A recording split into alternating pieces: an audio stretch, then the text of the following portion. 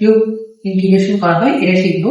তো এটার জন্য আমাদের কিছু জিনিস লাগে, যেমন গ্লাস, হেক্সিজল, তারপর হচ্ছে একটা 10cc সিরিঞ্জ, লেরিঙ্গোস্কোপ, তারপর হচ্ছে ক্যামেরাটাকে আর হচ্ছে মাইক্রোস্কোপ টেপ।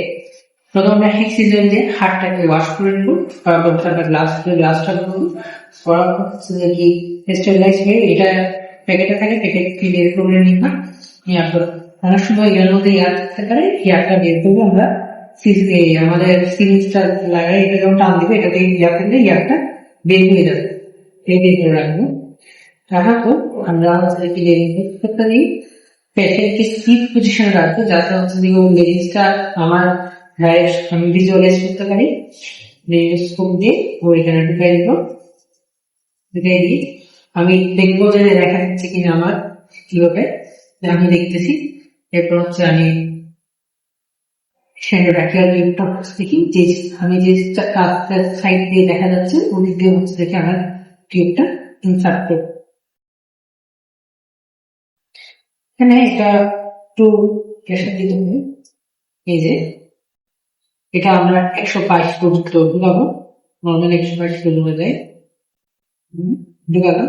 120 ঢুকে গেছে আমাদের জানিতে, নর্মাল অ্যাডাল্ট 122 পর্যন্ত যায়। এরপর হচ্ছে আমরা বেলুনটা 10cc নিয়ে এখানে ইনকিউবেট করবো। ইনকিউবেট করলাম মানে ইনফ্লেক্ট করলাম, এটা ইনফ্লেক্ট করার পর হচ্ছে আমরা এটাকে ধরে আমাদের লেগিংস্কোপটা ডাউনওয়ার্ডলি পুল করে বের করে নেব। তাহলে হচ্ছে কি আমার একবার স্টেপটা দিয়ে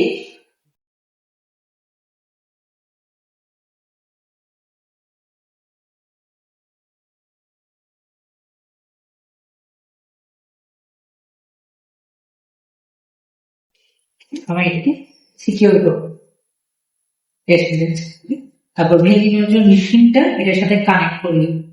কানেক্ট করে দেওয়ার পর আমি 5টা জায়গায় পেশেন্টের ব্রেস্ট অপারেশন কনসেন্ট্রেট করবো, চেস্টে 5টা জায়গায় ব্রেস্ট কনসেন্ট্রেট করার জন্য। একটা হচ্ছে right upper, right lower, left upper, left lower, তখন হচ্ছে এরিয়াস্টিক এরিয়াতে করবো।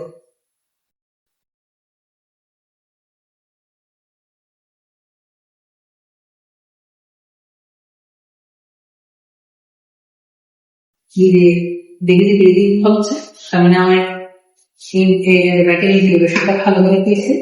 মানে যখন আমাদের লাগে দিব, দেওয়ার পর এটা বের করার সময় আমরা প্রথম হচ্ছে দেখি বেলুনটাকে যেটা ইনফ্লেক্ট করছিলাম ওটাকে ডিফ্লেক্ট করবো, টেনে নিব।